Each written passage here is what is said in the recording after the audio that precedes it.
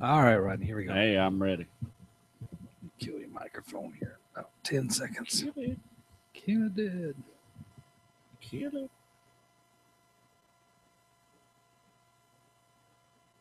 You're listening to Rodney Rogers Outdoors Radio, where we turn it upside down and look at the outside from the inside out. It's safe, it's legal, and we're having a blast. So put your shoes on, my friend, because we're going outdoors.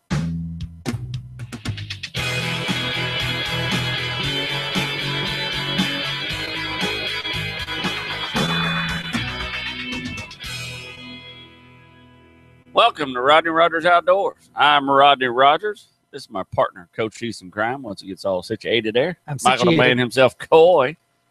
How you doing, Mike Coy? So much to do, so little time. That's how I'm doing. I know. We sit there and talk so long, and we didn't really prepare it. But we're just kind of Not even just tonight, just in general. it's been kind of. My brain is on fire, but the time is not there to accomplish everything my brain could.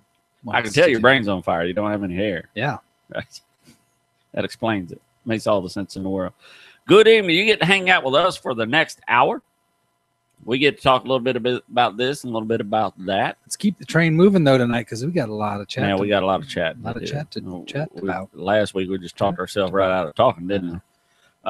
You get to hang. This is our 1 hour vacation for the week. We're on, if you're listening to our iTunes podcast, we do a live video podcast that is actually, you're getting this from.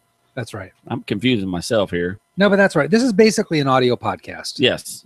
We do an audio podcast, and originally we wanted to figure out a way for people to be able to interact with us. Yes. Easier. Because we want to be able to take live phone calls, which we can. Yes. We want to be able to take live Twitter questions, which we can.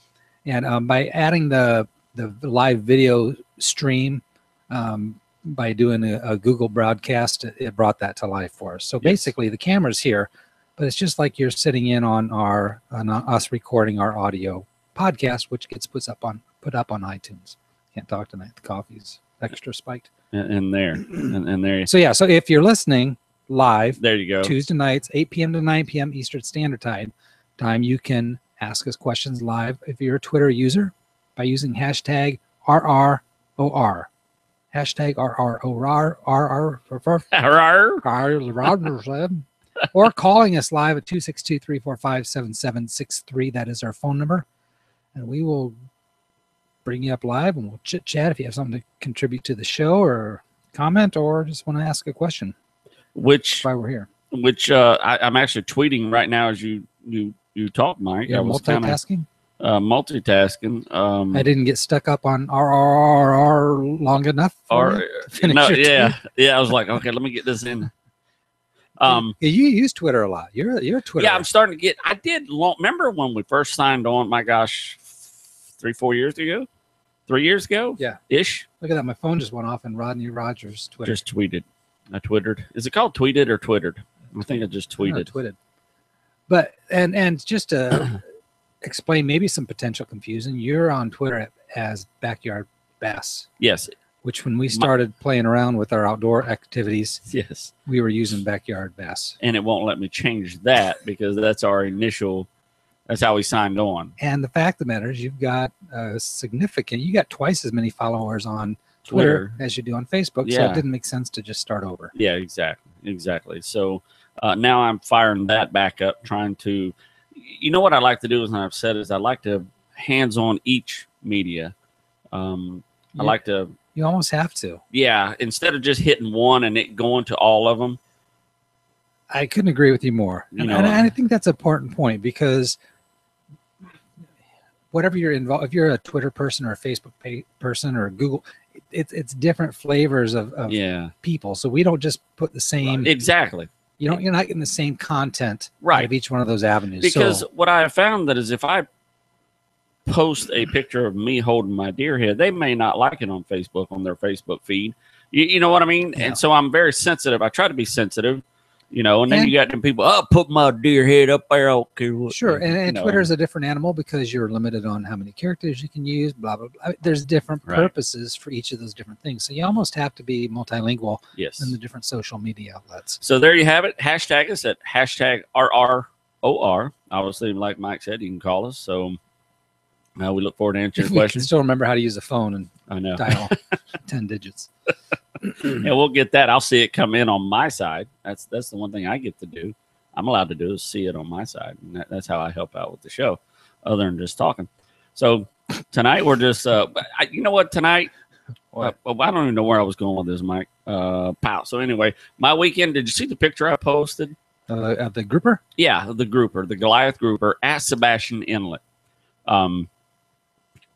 Robert, who caught the grouper, was so excited.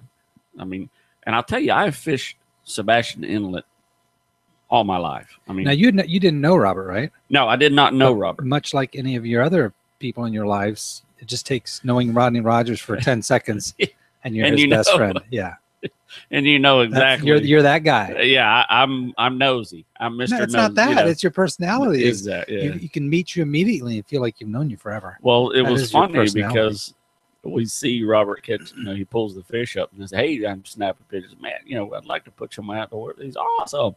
What's your name? I'll go up to him and go, "What's your name?" He goes, "Jordan." Awesome, Jordan. So he's talking. His name is Jordan.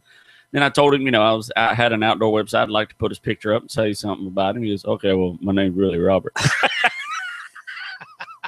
What you do? Gig this fish? Was it you stick a dynamite on your hook? I really don't know how he caught the fish. I mean, I watched him reel it in. He's got the fish, so. Well, the first thing is that he obviously, how many times he's used the name Jordan. Right. It just came out. Oh, Jordan. I bet his buddy's right. Wait a minute, I'm Jordan. Robert was an awesome kid. I'll tell you, and I understand what he was saying because the Marine Patrol, you don't know how to hold a fish anymore. You don't know if you're allowed to pull them out of the water. You don't know. It's just so confusing sometimes. So what could have gone through his? What would have been concerns for him? Because I wondered the same thing. An update, a law update that you're not allowed to pull a Goliath out of the water. Maybe. Literally, because now can you catch Goliath? You can target Goliath. You can catch him. You just can't catch him and eat him, and he didn't. Oh, wait, but you can't. So you can't keep them. So you can't keep them. No. They're protected. They are protected species. Now you are allowed to catch them. But you can't catch. But grouper or just Goliath grouper? Goliath grouper, okay. Just Goliath grouper. So, so I got like a. Now, wasn't that thing dead though? No, he put it back. Oh, he threw it back. Okay. Yeah, we watched him throw it back, and like a tarpon, if it's over 45 inches, you're not allowed to pull it out of the water and take a picture with it. You can only get a picture with its head hanging on your boat because it's not designed to be out of the water, and it definitely does physical damage to the fish. Yeah, potentially. You right? hit it right on the head. Same way with sailfish, and like taking a huge ocean liner and putting it up on land. It's going to damage something. Something's going to break. All the weight is now on that point. So I understand what he was like. Oh, was I holding it right? Did I throw it back right? Did I release it correctly? So. A lot goes through your mind, what did I do wrong? You get pulled over, you get a car, you don't know why you're pulled over. What my tag, my light, So I understand his. So I started laughing. So we met him. It was awesome. So he was standing on the bridge. Man, we got time's gonna fly. I know. So he was standing on the bridge. He reeled that thing up like 30 feet. Well, here's what happens: or was he down on the water? No, he was actually on the bridge. And basically you have this big net you lower on a rope, and you work your line over to where the fish is over this big net. Okay. And then you pull it up with the rope, gotcha. and then it's kind of we need to video down that pier and literally look at how people fish on that pier. I've said it a million times. The Sebastian Inlet fishermen are a whole other species of fishermen. They are truly the dedicated guys that I used to be. Sure. So, but I just thought that was neat. I got his picture up there, and I was going to explain it to you because I know I hadn't explained it to you yet. So, yeah, that's very cool. Got to reminisce. I started fishing Sebastian Inlet when I was 9 years old. And I was telling Alexis we were running on the rocks, literally.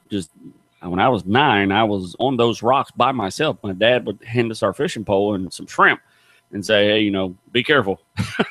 It's dangerous down there. It's to say the least. I've been there with you. I mean, it is. Yeah, you and I went there. That's right. I mean, it's very dangerous. That swift moving current. It wouldn't take much to slip and hit something you don't want to be hitting. Yeah, and you'd be in those rocks, and it'd be bad. So, but that was awesome. We got to see that. Robert, if you're listening, congratulations on your first grouper. Goliath, he says, man, I've been fishing for this thing for 17 years. Cool. I've always wanted to catch one. And pal, here he is. We got him memorialized on Rodney Rogers Outdoors. So if you haven't seen that, check it out. Let's talk top stories. What's going on, Rodney? Hey, dude, you know what? Here's kind of a top story, and this is going to kind of segue into my week this week. Boston 2015 gun buyback nets just one firearm. So what Boston? Let me explain. Give you a little history. Boston has set up a budget to where they buy back, kind of like our Kicks for Guns. Okay, sure. That the Monsters started, my gosh, right, 15, 18 years ago.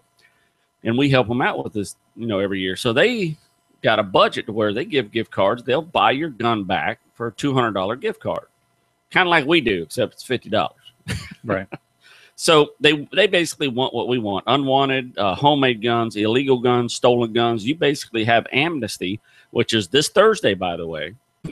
So if you have a gun that's, you just don't want anymore, or you're unsure about it, get it up to, there's tons. Go to monsters.fm and keyword. Oh, Orlando's is this Thursday. Yes. I thought you were saying that the Boston one. They just had one, or they got one that's not any one particular day. They just have a budget set aside, and you can go anytime you want. They're just trying to get these guns off. So they net one firearm. Last year they got 400. This year they got one. So, and their gun buyback is still, we have one day where you can turn your gun in. And if you're a hunter or you're listening, believe me, this is not a lot of hunters go, I'll be dead and cold before you get my firearm. We don't want your firearm. Yeah. We want the illegal ones. So basically, however, we do want your attitude to change. Yeah, we don't need the attitude. You need to straighten up, buddy. So we want those guns that are illegal. So this is your amnesty. Come up there Thursday, turn your gun in, no questions asked. They'll give you a $50 gift card. I think $50 is pretty good for an illegal gun if you get caught with it. Clear your conscience. You know how many thousands of dollars if you found a gun? We had a kid come up that found a gun. I mean, if that got in the wrong hands. When you stop and think about it from the other perspective, there's a multitude of reasons why things start to click and you go, oh yeah, I could see that. Yeah. I mean, we're talking about illegal guns, or like you say, guns that shouldn't be in certain people's hands. We're not talking about people who own and register and they're hunters or whatever protection. Right. We're not talking about those guns. No, yeah. Unless you're a duck hunter, duck season's coming up. If you want to turn in your shotgun, that'll give me a lot better chance of duck season. But if you're not, don't worry about it. Keep it. So on average, every year we take about 3,000 guns off the That's market. Pretty amazing. So Boston got one. Boston got one. Wow. And boys up there like their gun, illegal or not. Wow. It's called Your Piece for Peace. Get it? Peace. Peace. Oh, peace is spelled differently. Your gun piece. Yeah. What's that called? Gotcha. Synonym. Synonym. It is a synonym. It's a synonym. So I thought that was cool. And then something you pointed out, I had something different, but I like what you pointed out that you saw is Idaho company offering anti-drone shotgun shells. You know what? We should have been on this, Mike. If we were gun guy or shell guys. So anti-Skynet guerrillas, take note. Snake River Shooting Products, Idaho, shipping shotgun shells, marketing as special drone munitions. So basically what it is. Have seen this coming. I know. So basically, if you've seen the viral video of the guy casting his fishing line over the drone, this guy was irritating this fisherman with a drone, so he cast his line over it. So the shells will be available in number 2 shot and BB variety via luckygunner.com with a number of distributors forthcoming. So basically, it's like little BBs inside. Well, all shotgun shells are. It's a number 2. Yeah, which is if it's number 2 or 2 buck. But hold still, it says shot number 2 shot. So it's a solution aimed at defending against drone-based privacy concerns and terror. Yeah, terror. I mean, we were talking about this earlier. This is it's going going to be interesting to see how the whole drone thing evolves. Yeah.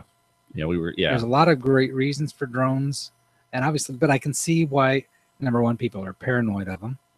Yeah. And potentially could be a nuisance. There's a time and a place, and, public areas and safety and everything else. You know what didn't help was the guy who put his handgun on a drone and fired it from the drone. Did you see that? No.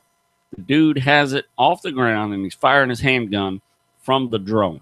I mean, the drone is actually flying and firing. What a freaking moron. You should have seen the comments on that one, man. Oh my God, what if a terrorist gets a hold of this? I missed that. Yeah, so it's I mean, but there's always obviously the few bad apples. There's gonna be those bad apples. If we worry about those guys, what are we gonna do with life? But I wonder if there's got to be also repercussions because some of these drones, we were in Atlanta this weekend. Right. And I talked to a gentleman, part of a actual production crew who had not one of these $1,000 drones you buy. I mean, this thing was probably a $20,000 or $30,000 unit that he'd built himself. Right. And, but it was designed to carry 15 and 16 pound movie cameras. But can you imagine somebody with one of these shells shooting that out of the sky? There's got to be, you got to be held responsibility responsible on both sides of the fences. Where does that invasion of privacy fall? Yeah, so if I'm flying my drone legally and you shoot it out of the sky, there's going to be some further discussion. Yeah, there's going to be some, and that's happened, and that has come to, the guy shot one. This was in Canada. I was reading the guy shot one that was just flying over his property. Now, having been a real estate agent since 2000, you have certain rights above your property up to so far. There's a word for it. Well, I should know this. Sure. But, so I think it's going to fall down to where is that line? Yeah. Where's my privacy being invaded? And of course, over your yard, I would say, yeah, that's probably so. So, it can get pretty hairy. So I thought that was pretty cool. I mean, you brought that up when we were talking about drones, so it kind of fell right into our deal there. Man, we got to keep moving. Here's one thing I want to bring up, Rodney. Can I have a chance here? It's yours. 2016 Python Challenge. Have you heard about this? I got the email. We're in. I haven't read through it yet. What did you read? What's different? I read that there's a 2016 Python Challenge. Okay. Tell you, I'm a headline guy, Rodney. You fill in the blanks. Well, let me tell you about the 2014 Python and their logo challenge. is really cool. Their logo is. You should see the certificate they send you when you've been part of the challenge. Actually, I know a little bit more, but you talk. Okay, so let me tell you about 2014 how it was, and then if the 2016, you basically you went down there and see how many snakes. It was for the biggest snake. The amount of snakes that you can find, and then you won like $1,500. And we went down and we didn't find any snakes. But I will be doing it again this year because I have a lot more experience now, Mike. Here's the other thing I want to do, because they have got now I'll put links in the show notes for if you're interested. But they've got a whole bunch of preliminary activities that go on that you can attend. Yes. Get educated on the pythons and other non-invasive species that you can go to. And I definitely think we should go down and check this thing out, Rodney Rogers. Yes, we are. But they showed how to safely obtain these things and how to humanely, Well, we're going to get into it again this year. I think it's like $35. I think that last year, 2014, it was like $35 or $40.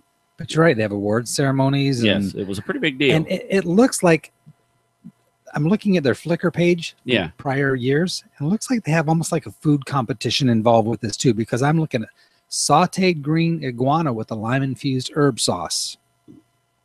Pan-seared snakehead with a honey citrus glaze. I'm out. Yeah, I mean, I'm totally stop. Are you serious? Yeah, I'm totally serious. That was the last.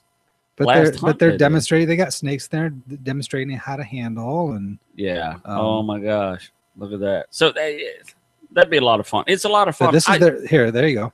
But this is their seared snakehead. Yeah. With honey.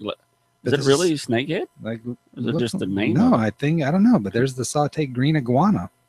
I do want to try that, by the way. I think this would be number one. It would be a blast. But number two would obviously be educational and maybe put us in a few tips so we can actually get our hands on a python. And I absolutely know how we're going to do it this year. So, touch. Not that's between us. We just I told you time would fly. There's some other things I want to talk about, but we got to move on, Rodney. Well, let me throw out what we're going to talk about tonight, Mike. What are we talking about? We're going to talk about preparedness for your season, be it whatever it is. If it's hiking season, canoe season, kayak season, hunting season, whatever it is, we're going to talk a little bit of preparedness because I got some news for you that you don't even know yet. We're going to hit you right after these messages. Really? Yes. Messages. Well, first of do all, we have messages? We do. No. Well, we got something first. Keep me straight. What is it, Rodney? We got questions. We got letters. Letters. We get letters. We get stacks and stacks of letters. I'm telling you, you got to start showing up for rehearsals. My favorite time. This stuff. Question number 1 from Michael in Gary, Indiana. Ooh. Wants to know, Is it Gary and Michael? Michael and Gary? Michael Jackson's from Gary, Indiana. Do you know really? That? Are there any rigs that are illegal for bass fishing?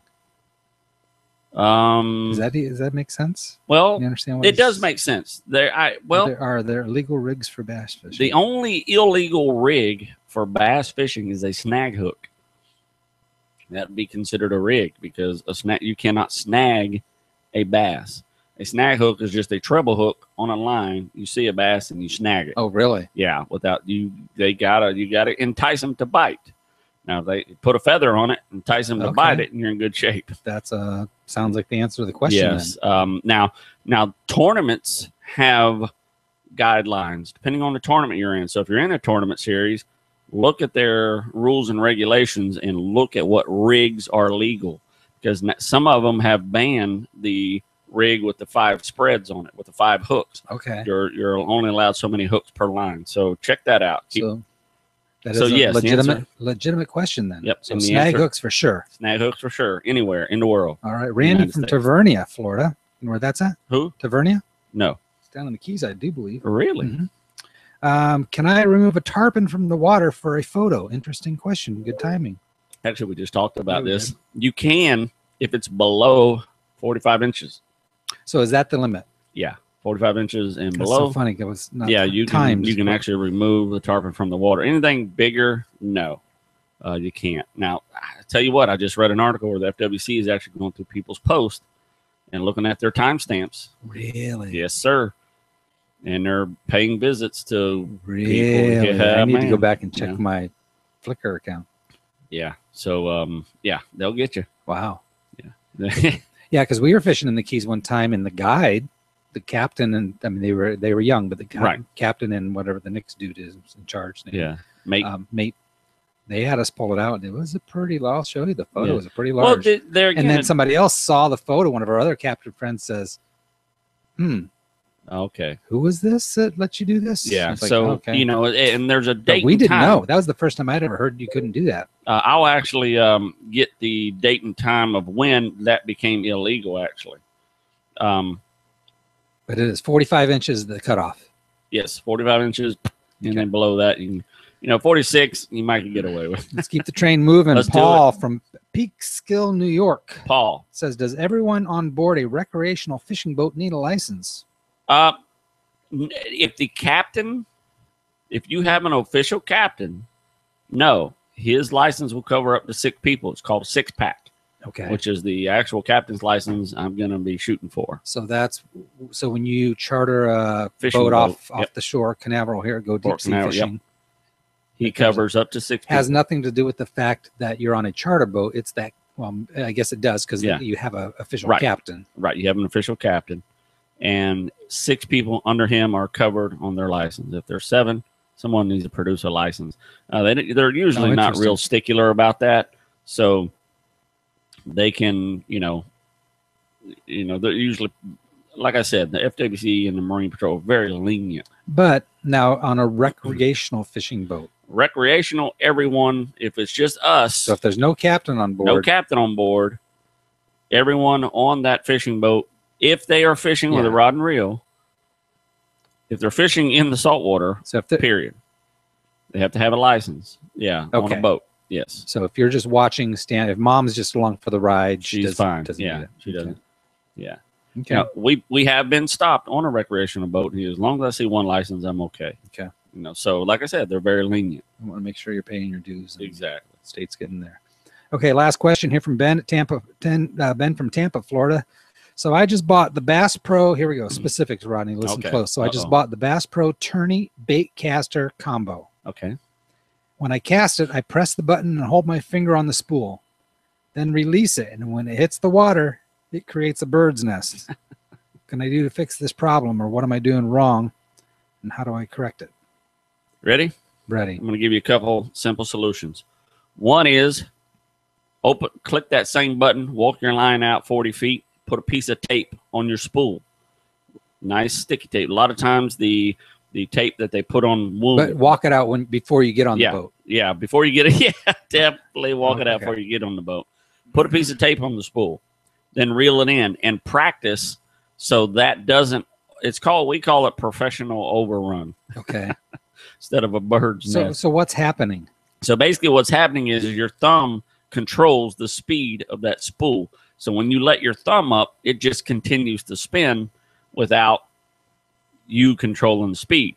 Now, there is a tensioner on the side of that reel that you can also tighten up. Maybe that's a good way to put. I'm going to put a video out. Exactly. That's interesting. That's a podcast. Okay. You tighten that tensioner up, and you can cast it, and it will not continue to spin. A lot of professional pros loosen it so loose that there's just really no tension on it.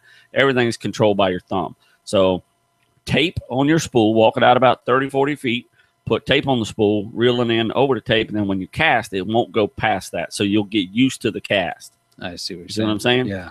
And tighten up your spool. So there's a couple things you can do there. It's just practice. Yeah, keep practicing. Don't give up. Maybe a visual video would be good on that to demonstrate what you're saying. We can also learn I'll teach you how to get bird nest out. Thank you, sir, for asking that question. How'd we do? We did great. And now we'll take a time out for a word. After these messages, we'll be right. Gnarly barley, come see why the whole world's singing. What are you doing? Dude, I am writing a song for Gnarly Barley. I see that, but first of all, I didn't realize you could sing. Second of all, why don't you just tell the people how great the Gnarly Barley is, give them the address, and move on with the show? Dude, have you ever had their flatbread? Their jalapeno flatbread with the cream cheese on top, and the chicken, and the special sauce on it. Holy moly. No, wait a minute. Obviously, by the look on your face, you ain't never had that big time Fiesta. Jalapenos, provolone cheese, tomatoes, red onions, and again, Fiesta lime. Okay, right? That's it. Shut up, Chuck. We're out of here. Are you serious? Come on, we're out of here. Truly one of Orlando's hidden gems, the Gnarly Barley offers a contemporary selection of bites and brews, serving a mind-blowing selection of craft beers and original mouth-watering menu creations. The Gnarly Barley and its incredibly accommodating staff have created a place that really is difficult to put into words. So do yourself a huge favor and come see why people are singing the praises of the Gnarly Barley. Oh my goodness. I told you that big time Fiesta. That is phenomenal. I totally get why you're trying to write a song for that. Not as simple as you thought, huh? No. Okay, check this out.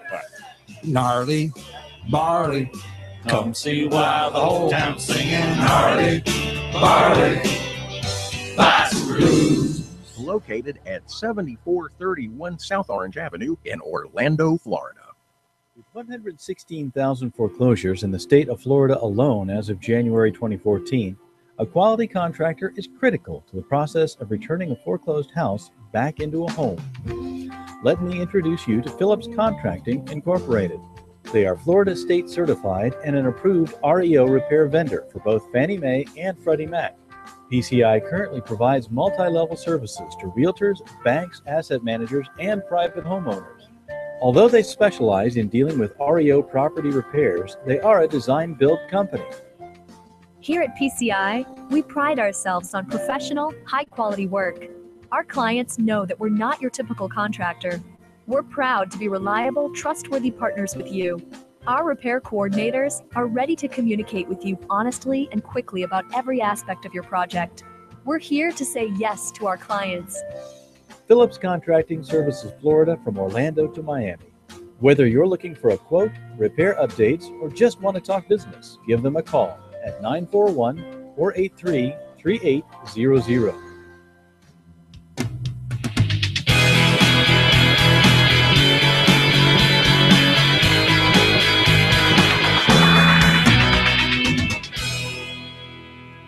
And here we are back at it. Man, those were some awesome questions. Man, people ask some great questions. Mike. Yep. Now, if we can just, I don't mind the email. We forgot to mention that earlier. And obviously that's a way you can. Yes. If you don't want to talk live on the radio or you don't do the Twitter, you can email Rodney at Rodney Rogers Outdoors. And we will. Okay, Mike. Through. So let's get into meat and potatoes. Last week we talked about tech items. Yes. We didn't get to spend a whole lot of time on it. It's kind of, but man, this 1 hour show just squeaks by us like you can't even imagine. We could probably do 9 hours, but so 18 minutes on figure out how to be prepared. So basically, here's the deal. I just sealed the deal the other day on an elk hunt in 2016. So in 2016, we will be elk hunting again in the same Cimarron Valley, Colorado that I was elk hunting. What time of the year is that? Before. It's October. We'll be hunting the first gun hunt of the season, which is October. Bulls are still bugling. The weather is marginal. It's usually around 60 and can go to 0 pretty darn quick in Cimarron Valley. Okay. So we'll be taking Nick this year. Nick will be going with us. Oh, really? Yeah, man. I mean awesome. Yeah, I mean, that's great. So we'll be in the woods. Okay. We'll be in the mountains. So that fired me up and goes, okay, great, man. This is actually great. So when do you prepare for hunts like this? You know, tomorrow, the next day, the day before the hunt. So this kind of brings us to right off of that techno stuff. I know our buddy Ryan is going hunting this year. We were talking a little bit about here's the thing. A couple things. I know what I need to do to prepare because I've already hunted up there twice. The first time I was nowhere near prepared. I was pretty close. The second time I was a lot more prepared. And now, being the third time, I really know what I need to do to prepare. One is we're going up in elevation. So oxygen is going to be a lot less, and we're going to be walking the mountains and running at times. So here it is, almost a year and a few months ahead. I need to prepare now as far as exercise. That's an interesting I need point. to get my calisthenics going because I'm going to tell you what, I've ran up those mountains. Really good point. And we got video of me go. You don't think about that. That's one that actually I think that's the single most important because more hunters die of cardiac arrest during hunting season than any other time of the year. A lot of people don't know that. The reason is we think our body is just designed to carry a 150-pound deer out of the woods, and we get exhausted and we have heart attacks and die. Interesting point. Never so thought about that. These are the things you need to prepare for. Hunt season, Florida, heat exhaustion. You got your backpack on, you got your, everything that you have on your body, and you're going out to bow hunt and you walk 2 miles in the woods, you're sweating, humidity's high, and you don't drink enough water. You go into dehydration and poof, you hit the ground and it's done. So it kind of leads me into phase 2, first aid kits. How prepared are you on a first aid kit? I now know that up in Colorado, it's a little bit different. There again, elevation. A lot of people don't take in account of elevation, sea level versus, we hunt about 6,600 feet above sea level. We're not quite, we're up there where it can get ugly quick. So I have 2 first aid kits, one for Florida and one that I keep in my bag strictly for the mountains. There's a little bit different stuff up there. You're getting the message too. So your first aid kits should basically be adjusted. Have 1, have 2, have 5. It doesn't matter to where you're going to hunt. If you're hunting the swamps of Florida or Alaska, your first aid kit's going to be a lot different. So another thing is I know I posted on the website. Now, stop me at any time because I'm just shoving this stuff out there. A lot of people don't think about this, and a first aid kit for your dog. Having hunted with friends that hunt with dogs, I have seen the wounds that these dogs can get. So a first aid kit for a dog Oh, that's interesting. is a lot different than a first aid kit for, you and I. Like a dog, you can get a staples for your dog and a staple machine. Can't get that for us. Interesting. You know what I mean? Yeah. So, I'm looking through those dog kits. There's razors where you shave the wound. If a hog cuts them or something happens, you shave the wound, make sure there's no, and it's kind of a brief, what to look for if they do have a cut. What color blood are you seeing? Bubbles in the blood. I mean, there's a lot of things there that you're looking for, and I've seen hogs die in the woods like that. And then how to stop the bleeding, the iodine, the pressure kits, the sutures, the staples. You can literally doctor your dog up right there. I think the hard part is holding that booger down to put staples. Jeez, because any big dog, there's no anesthetic there. They have surface anesthetic, but not necessarily something you can inject in them. Sure. So dog first aid kits. I mean, that's a lot of people don't think about that. If you're a dog hunter, and I think if you're a dog hunter and you do not have a dog first aid kit, you should not be hunting dogs. Well, we're going to go the other way around. Hunting with dogs. With dogs, better. Yeah, better, much better. Yeah. Now the first aid kit makes sense. Now it makes a whole lot of sense. The dog's on your side. What's the number one hunting accident, in your opinion? You want me to throw it out there and give a T-shirt away just in case? We'll wait a few minutes. We'll let that soak in, and someone can call in. Do not Google it. But the number one hunting accident for humans, not dogs. Give us a call. Tell us what it is. I'll send you number a T-shirt. 2. I'd say number 2. Is that the right answer? Number 2. Well, no. What? Number 2 who? No. So first aid. Are there kit. different categories of first aid kits of hunting preparedness?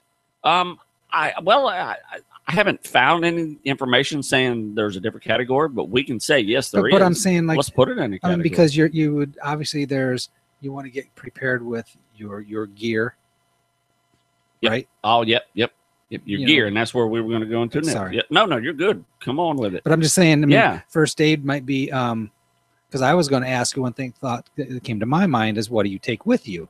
What do you take in your backpack and a first aid kit? Obviously falls into that. Absolutely.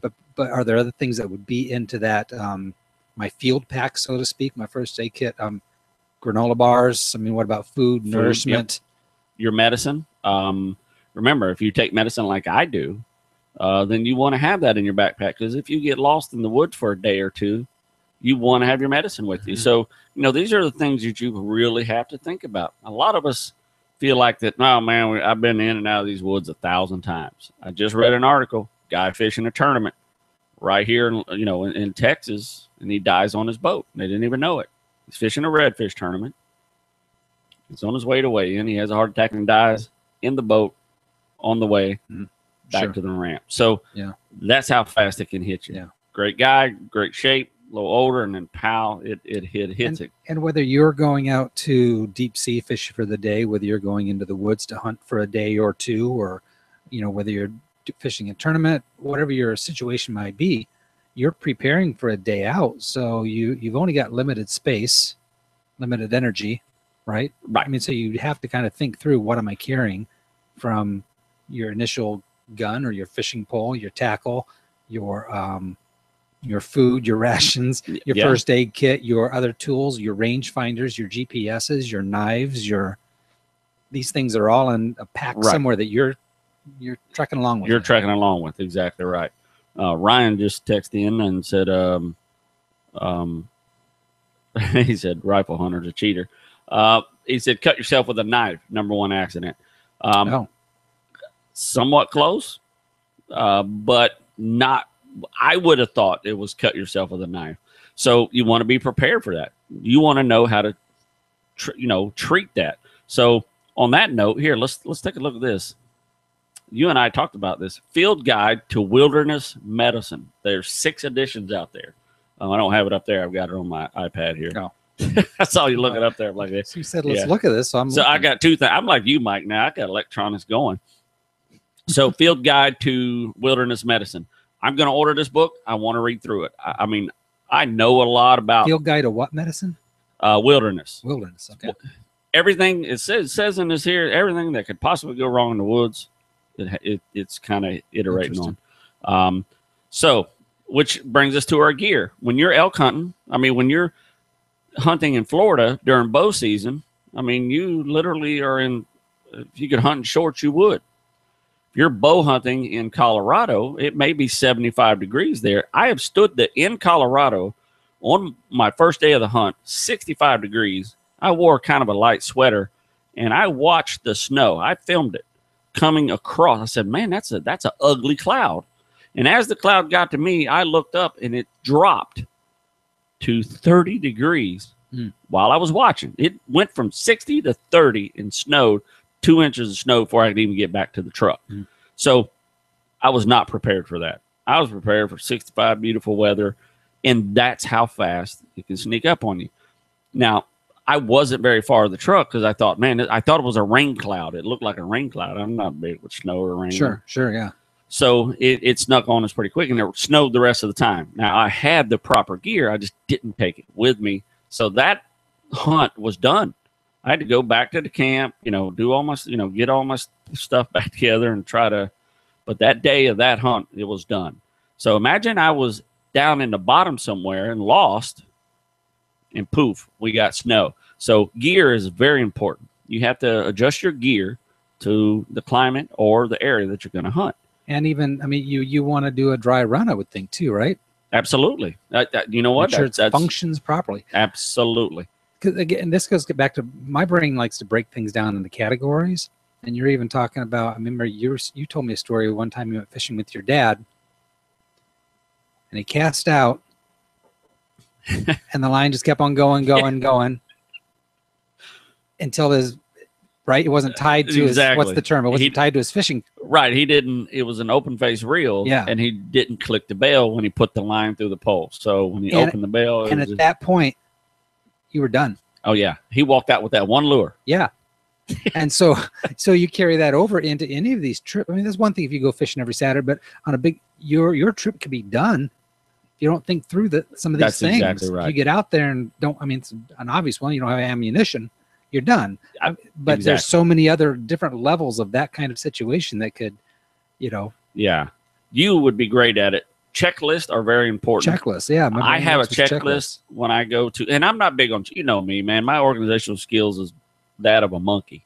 It really is. But when I'm going to Colorado, that's a whole nother ball game. That's the real deal. That's wilderness. That's no holds barred. Well, when you talk about when you just say hunting season's coming, let's be prepared. I think it's interesting. In a 30-minute conversation or 20-minute, you can't cover everything, but hopefully at least is spurring thought processes and people to think about their own little niche and what's upcoming. Everywhere from number one, what's the first thing? Where am I going? Yeah. Where am I? Are we?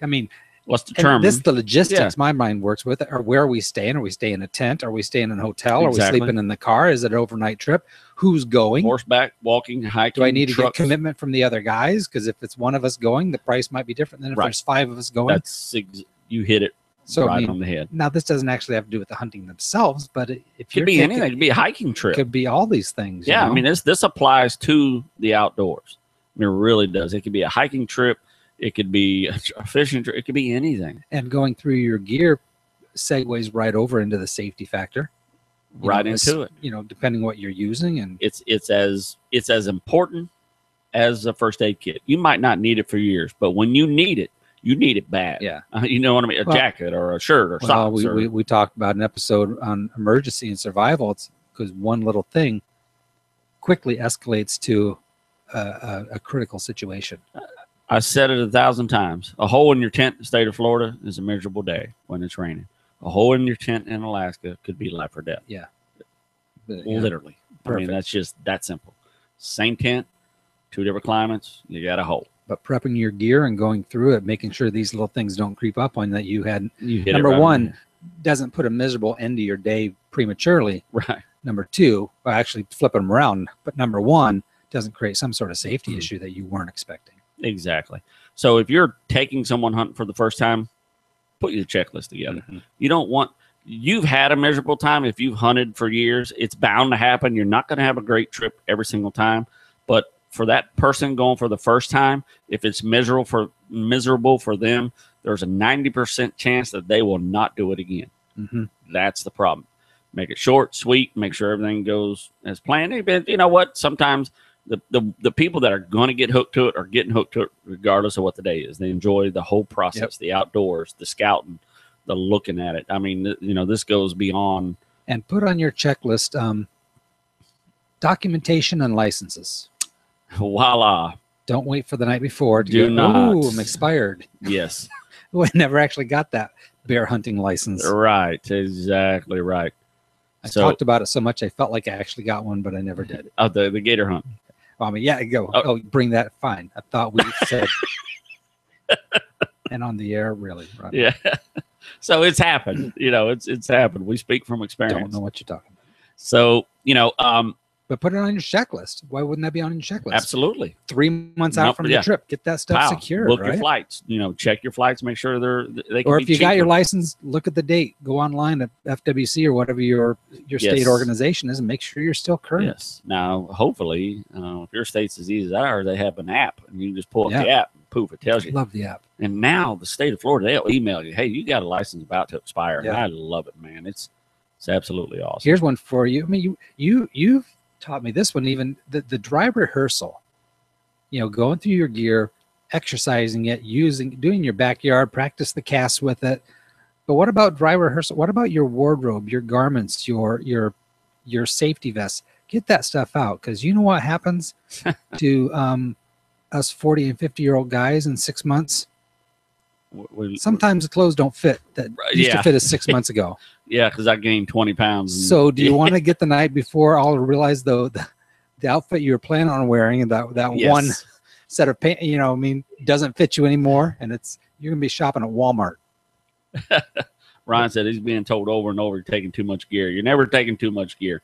I'll tell you the problem I had with my not dry fitting. But you could take too much gear. Could you? You've got limited. Your backpack's only so big. Yeah. Well, if you're overdoing yourself, you're probably taking too much gear. But if you can handle the gear you're taking, I would say it's not too much. I mean, have you ever looked at your wife's suitcase? I counted the shoes. High five. Good point. Good point. Good point, my man. Yes, there is a such thing. Ryan, the suitcase is full, and you're like, honey, I haven't even started packing yet. Yeah, exactly. Yeah. Good point.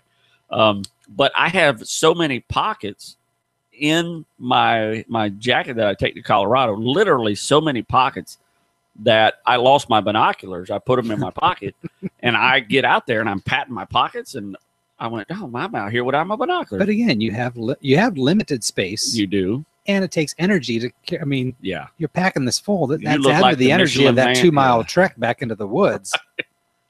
And you lose a tool that you have with you. I mean, so know your gear. You know, definitely know your gear. Don't buy your jacket and not know where all the pockets picture are. These military guys who just have little cubicles for everything, but they know how to grab it and do this. And, you know. Always remember that when you have your flashlight, one flashlight is no good. One flashlight's not enough. Mm-hmm. 2 flashlights is just right. Batteries are always going to die. Make sure your batteries are up to date. Make sure they're in good shape, especially if you're going out to the woods.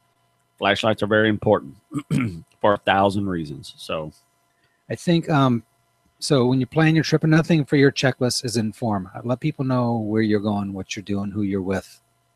Yes. Right? That should be think about that. Number one. It's important that a lot of people just go, man, I'm going hunting today. I'm going to call into work. And I don't know if you read Peter Updike's book. We're going to talk about Peter Updike's book. Okay.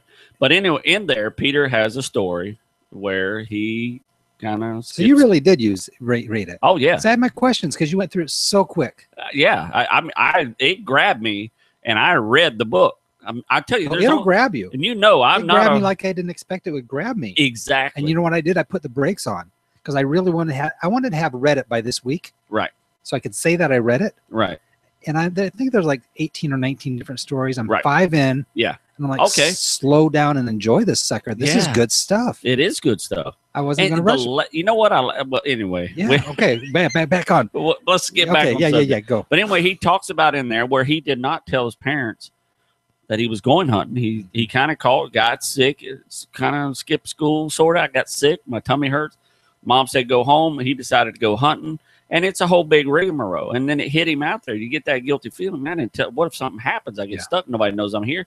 And back then there wasn't cell phones, you know. And in most cases now, if you're in the woods here, you don't have cell phone service anyway, you know. So, yeah, like you said, let someone know.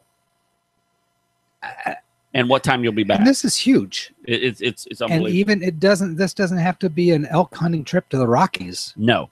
It could be I'm going down to the lake to do a little. I mean, let's not forget about the tragedy that happened just a couple of weeks ago here in Florida. I mean, let people know, whether you're 13 years old or whether you're 60 years old, communicate with people, you know, where you're going, how long you're going to be, who you're going to be with, how to get a hold of them, or whatever the situation may be. But I think that's a huge one on the checklist.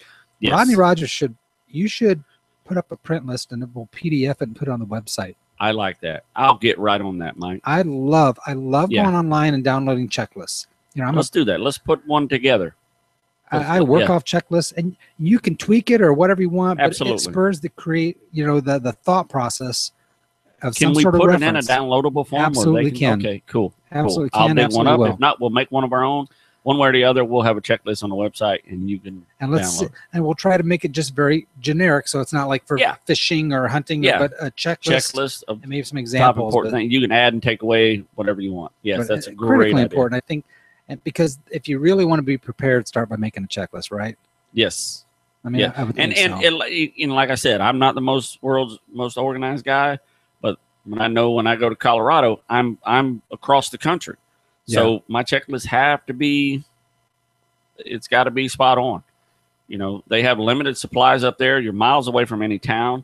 There's no electricity. They're running off generators. So you want to make sure everything is in its place. Yeah, so just some food for thought. Think about these things. And like I say, if this is a huge topic, and I think we could do a show just on preparing for elk hunting in the Rockies. Yes. I mean, that's exactly right. That's probably even still too broad. So being prepared for hunting season is very broad, but at least it hopefully spurs some thought process. And definitely shoot us a question, Rodney. You know, I have a little experience up there. I mean, I've hunted there twice, and it's not a guided hunt. Where we hunt is not guided.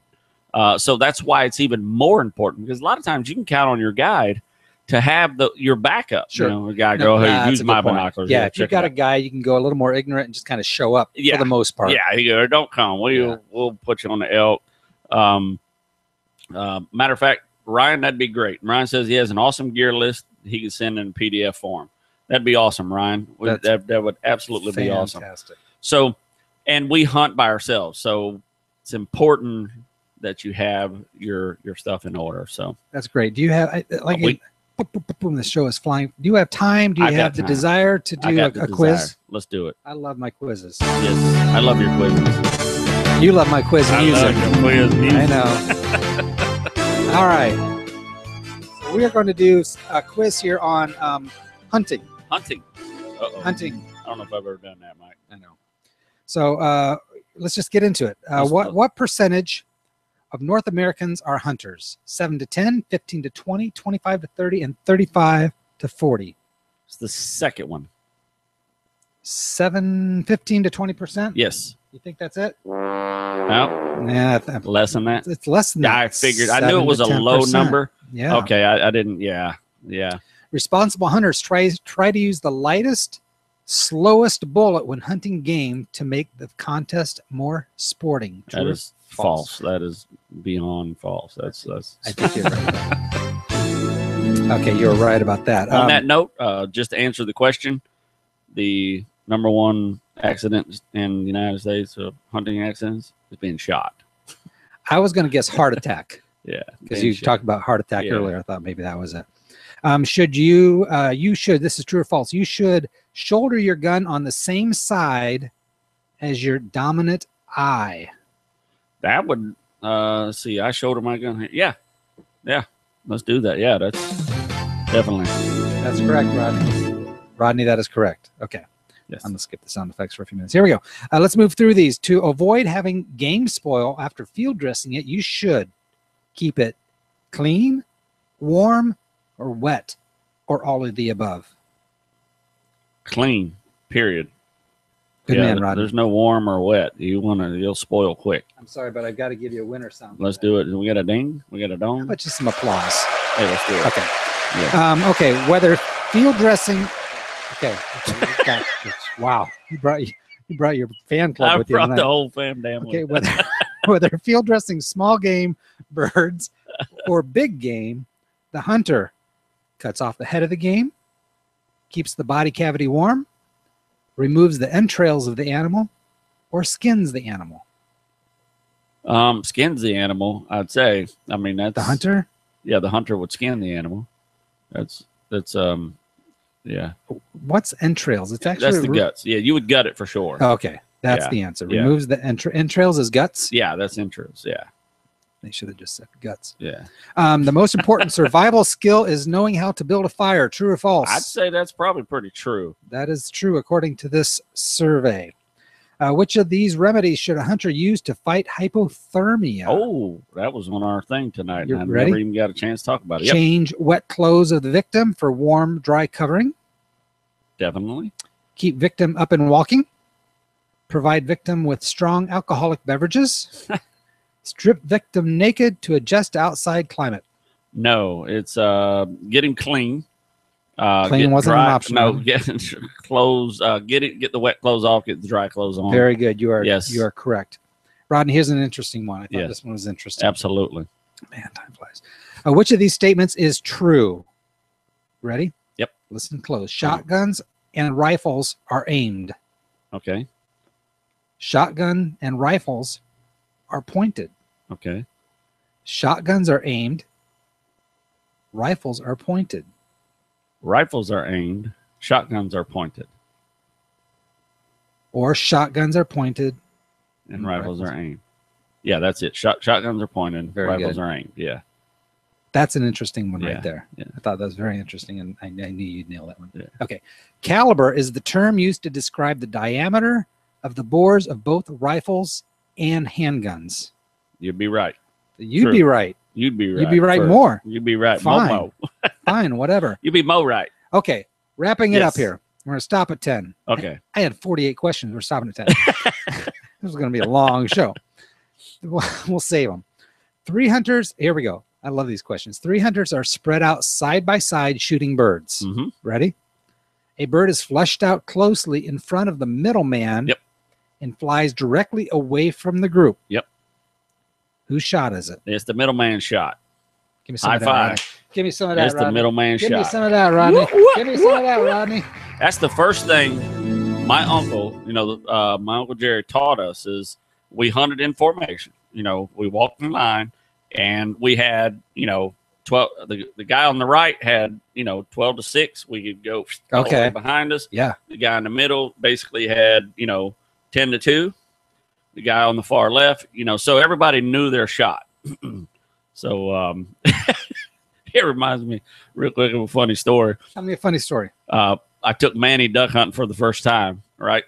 So we got these ducks coming in. Now, I forgot Manny don't really know what a duck looks like, and he's got these teals coming in at him at 100 miles an hour. And I'm looking at him, waiting for him to shoot because I'm so used to hunting with Nicky, my right-hand man. Yeah, you're thinking. And I'm waiting for the shot. So I swing around, to shoot. He's beside me. So I fire, because I told him, you're Right. this, you're from You're noon this to- half, I'm this half. and I'm this half. Yeah. So he ducks his head and he hits the bottom of the boat and he goes, he says, let me guess, this whole 10 to 2 business is merely subjective. What's funny is I can hear Manny saying Oh, yeah. that. He says, so let me guess, this is just merely subjective. I said, I apologize profusely. And I said, man, That's funny. you get excited, you get in a moment. Oh, that is Even the most funny. experienced, I'm like, I'm sorry, man. He goes, so what you're telling me is that was ducks. So, yeah, that was ducks. That is hilarious. So we're going to be taking Manny. He's excited to go duck hunting. We got That's duck great. season coming up. So we get so much coming up, man. This is definitely one of my favorite times of the year. So yeah, merely subjective, my man. Merely subjective. So funny, Rodney. I totally enjoy this 60-minute vacation with you. It just goes way week. too quick, and I know we threw a lot at you real fast. Check out our website. We're never going to put checklist up. Doesn't matter how. You can check off what you need, what you want, and it certainly help you. Ryan, send that over, buddy. Definitely utilize shoot that it to us, Ryan. That'll be that. awesome. Waiting to hear how his time goes elk hunting. Mike, thanks for hanging out. It's always a pleasure with you. Love it. I would not do this without you. Wouldn't Said want it a you million to. times. And check us out, RodneyRogersOutdoors.com. Totally new, revamped. If you go to YouTube, you can see us. You can hashtag us, hashtag RROR. Shoot us any questions. Facebook, Instagram, Periscope. I'm on Periscope now. What? Yeah. Crazy. I Periscope some alligators eating some hot dogs. I might have broke some rules there. I didn't feed wild alligators. I was at Gatorland feeding, Sure. Yeah, sure. Hot dogs to alligators. And that's it, Mike. Love it. We'll be Thursday, Kicks for Guns. I'll be in the Osceola location. Periscope. I'll Periscope it. Yeah. That's it. My mama said 18 million times. And I pray that I get to say it half as much. Me too. You kids get outside and stay.